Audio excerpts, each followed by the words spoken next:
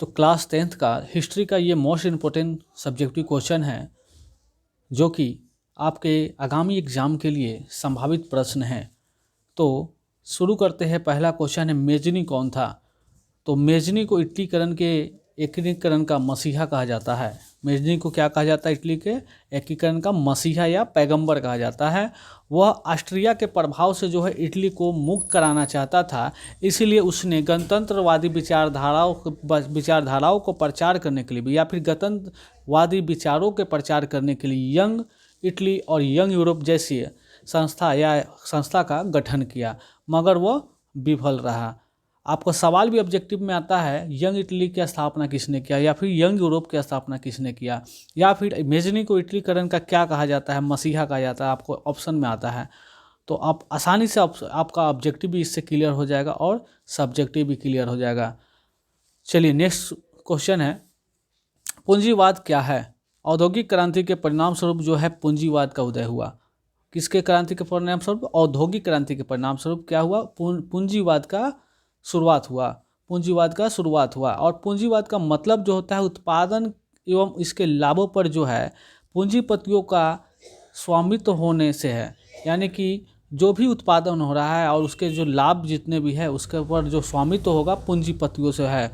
और पूंजीवादी व्यवस्था में से क्या है? श्रमिक वर्गों का शोषण हुआ। चलिए नेक्स्ट है, न्यूनतम मजदूरी कानून कब पारित हुआ और इसके क्या उद्देश्य थे? देखिए, न्यूनतम मजदूरी कानून जो पारित हुआ था 1948 में हुआ था और इसका जो उद्देश्य था मजदूरी की दर निर्धारित करना। बहुत ही आसान आंसर है, आप सिर्फ पढ़ेंगे तो आपको याद हो जाएगा।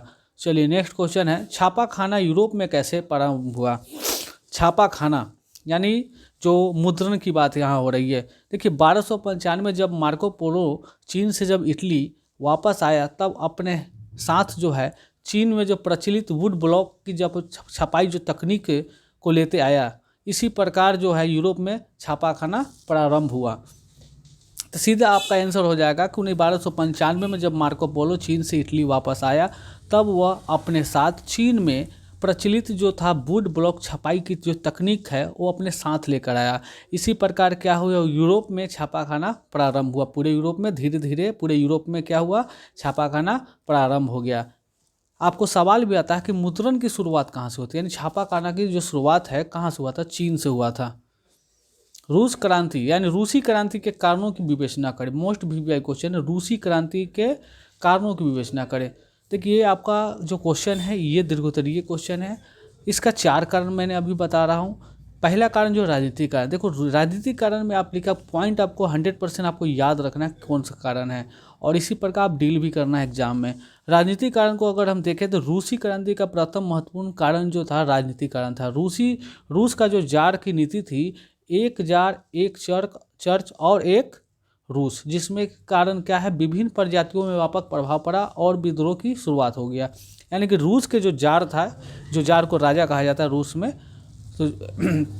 तो उसे उसका क्या नीति था कि एक जार हो, एक यानी एक राजा हो, एक चर्च हो और एक रूस। और जिसमें क्या है वहाँ पे जो रहने वाले जो विभिन्न प्रजाति थे उन्हों पे बहुत ज़्यादा क्या हुआ, प्रभाव पड़ा, क्योंकि उनका जो धर्म भी अलग था है, इसीलिए विद्रोह की शुरुआत हुआ।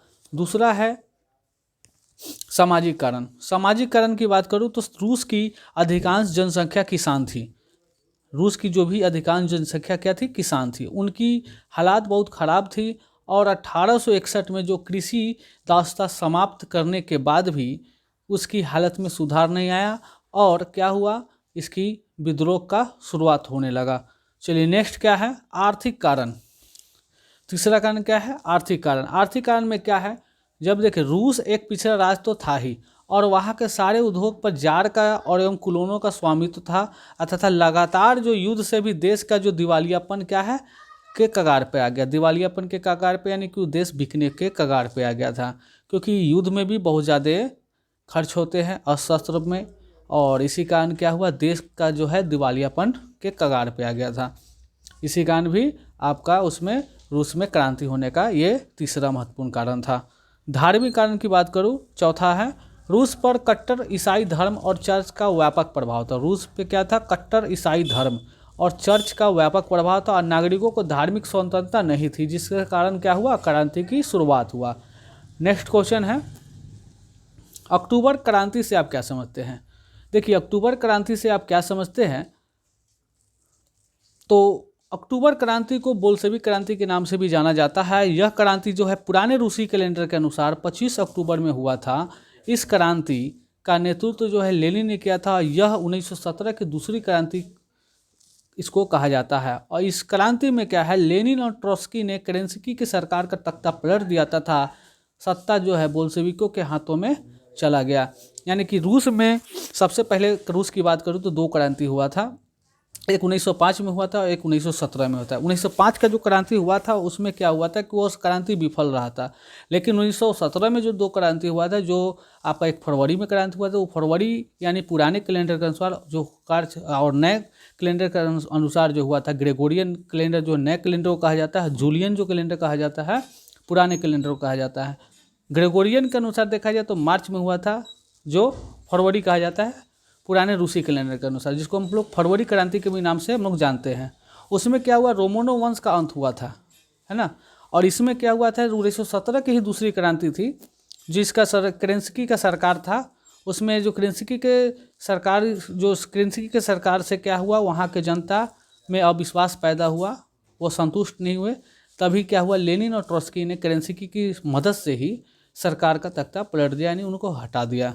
और ये जो बोल्शेविक क्रांति का जो नेतृत्व किया था किसने, तो लेनिन ने किया था। आपको क्वेश्चन भी आता है कि बोल्शेविक क्रांति का नेतृत्व किसने किया था, तो लेनिन ने किया था। चलिए नेक्स्ट क्वेश्चन है, सविनय अवज्ञा आंदोलन का क्या परिणाम हुआ। सविनय अवज्ञा का परिणाम निम्नलिखित है, आप इस प्रकार आप लिख सकते हैं एग्जाम में। जैसे कि जन आंदोलन का विस्तार हुआ इस आंदोलन में, इसमें समाज के सभी वर्गों ने भी भाग लिया था और पहली बार महिलाओं ने क्या है, घरों से बाहर निकली और आंदोलन में भाग लिया था। यही आंदोलन था जिसमें पहली बार जो है महिलाओं ने ही अपना घर से निकला और आंदोलन में भाग लिया। और सरकार पहली बार कांग्रेस से समझौता करने पर विवश हुआ। जो अंग्रेजी ब्रिटिश सरकार थी, पहली बार सरकार जो है कांग्रेस के से समझौता करने के लिए विवश हुआ। और चौथा कारण है, भारत में संवैधानिक प्रक्रिया इससे तेजी आई। सविनय अवज्ञा आंदोलन का परिणाम 4 आप लोग ध्यान से याद कर लेंगे। इसको आप एक बार आप पढ़ लीजिएगा, आपको ध्यान से आपको याद हो जाएगा। चलिए नेक्स्ट क्वेश्चन है, आदि औद्योगिकीकरण किसे कहते हैं। आदि यानी कि औद्योगिकीकरण की पहले की बात हो रही है कि पहले क्या था। तो देखो, यूरोप और इंग्लैंड में कारखानों से जो उत्पादन होने के पहले की जो स्थिति थी, उसको इतिहासकारों ने कहा, उसी को आदि औद्योगिकीकरण का नाम दिया। इस समय भी क्या है, बड़े स्तर पर अंतर्राष्ट्रीय बाजार के लिए उत्पादन होता था, लेकिन वह जो होता था उत्पादन एक जगह कारखानों में नहीं होकर बल्कि दूर दराज गाँवों में तथा घरों में होता था। इसी को इतिहासकारों ने कहा आदि औद्योगिकीकरण। चलिए नेक्स्ट है, फैक्ट्री प्रणाली के विकास के किन्हीं 2 कारणों का बताएं। देखिए, फैक्ट्री प्रणाली के जो विकास के किन्हीं 2 कारण हैं, निम्नलिखित 2 कारण हैं। पहला है, मशीनों एवं नए नए यंत्रों का आविष्कार हुआ, है ना। जब औद्योगिकीकरण जब हुआ तो उसके बाद में फैक्ट्री प्रणाली, तो मशीनों एवं नए नए यंत्रों का क्या हुआ, आविष्कार हुआ। और उद्योग तथा व्यापार के नए नए केंद्रों के विकास ने फैक्ट्री प्रणाली को विकसित किया। देखिए, उद्योग जब लगेगा तो 100% है कि उसके लिए मशीन खरीदाएगा, और मशीन जब जितना उद्योग बढ़ेगा उतना आपको मशीन का क्वांटिटी बढ़ेगा। यानी कि दोनों निर्भर है एक दूसरे पर। अगर आपका फैक्ट्री यानी जो यंत्र होंगे, जो नए नए मशीनें होंगे, कब बिकेंगे, जब तक उसका उपयोग होगा। जब तक उपयोग नहीं होगा तब तक वो नहीं बिकेंगे। तो औद्योगिक क्रांति के ही फलस्वरूप क्या हुआ, फैक्ट्री प्रणाली का विकास हुआ।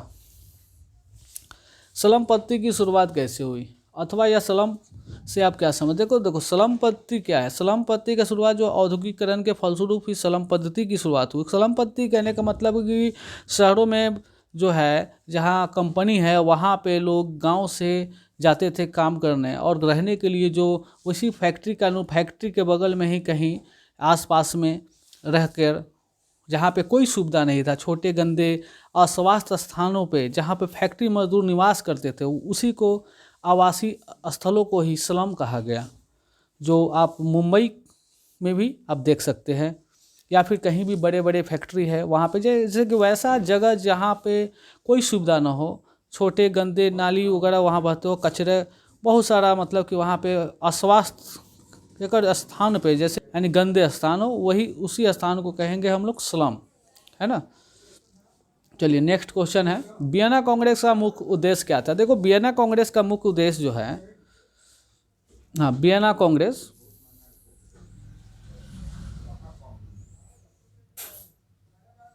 चलिए वियना कांग्रेस का मुख्य उद्देश्य, एक मिनट,